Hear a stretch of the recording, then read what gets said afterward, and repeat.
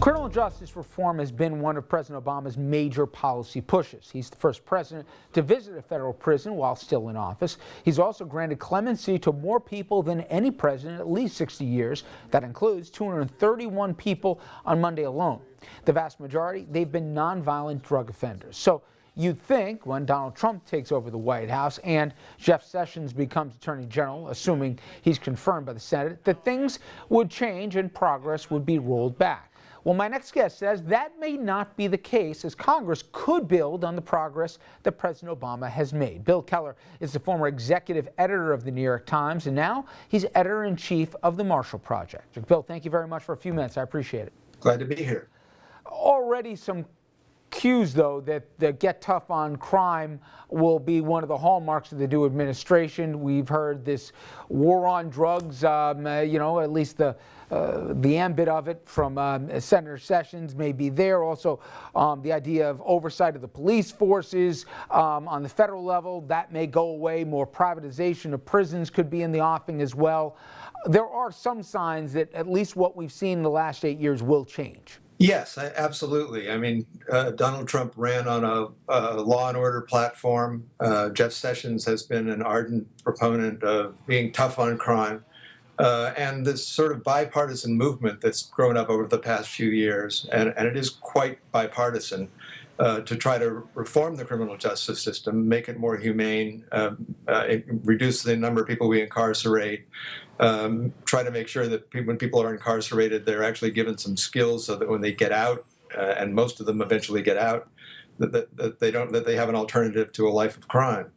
That movement, I think, experienced a sense of despair after the elections, and maybe this is just the search for a silver lining, but the one area that I think some reformers are inclined to give up on too soon is getting a piece of legislation through Congress that would repair the sentencing structure.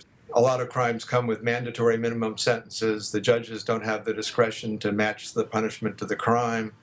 Their hands are tied, and the sentences tend to be exorbitant compared to what other countries give for similar crimes. Do we know enough of how Trump looks at this, where we know where the division where there may be between him and his Attorney General, assuming Sessions confirmed? By that I mean, I've heard Sessions say there's too much discretion in the hands of judges, and mandatory minimum sentencing is a good thing.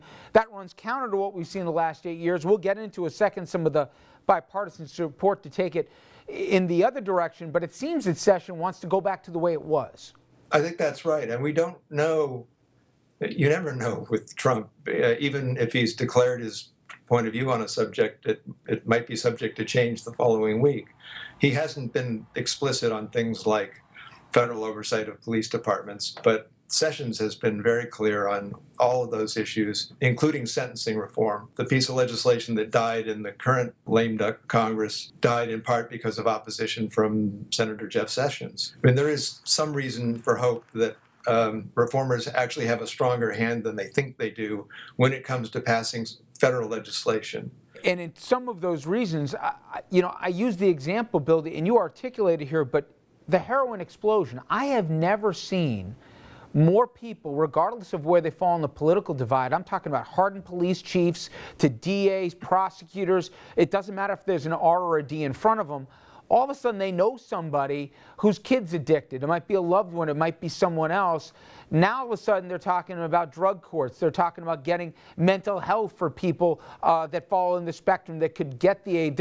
All of a sudden, people are talking about maybe, and we're involved in this as a program, with getting education behind bars. Maybe it's not just private donations, but even public dollars, so the rate of recidivism will go down. Is that just a snapshot, or you think that's broader across the whole criminal reform spectrum? Well, certainly, the turnaround on heroin and opiates is amazing to watch. And I don't mean to be cynical about it, but when crack cocaine and heroin were largely problems of the black inner city, it was a crime problem. And now that they're problems that afflict the suburbs and rural areas and whites, it's a healthcare problem. So I think that there's a lot of popular disillusionment with the war on drugs. Even people who haven't thought a lot about what it's done to fill up our prisons are more aware of the sort of exaggerated and inflammatory scare stories about marijuana, which is why more states are legalizing it even as a recreational drug. I mean, those attitudes are shifting, and maybe we're becoming a slightly more libertarian country in some ways. You mentioned some reasons why we may be surprised, Bill, as to why there may be more support for continuing some of these reforms. One, you said 2017 is not an election year. President Obama's also gone. And if at least one Republican was right, there's a head count now already where probably 2/3 of them would support this kind of omnibus bill of reform. And you also want to show, I guess, Republicans that this new administration, this new Republican-controlled Congress, you know what, they can get stuff done.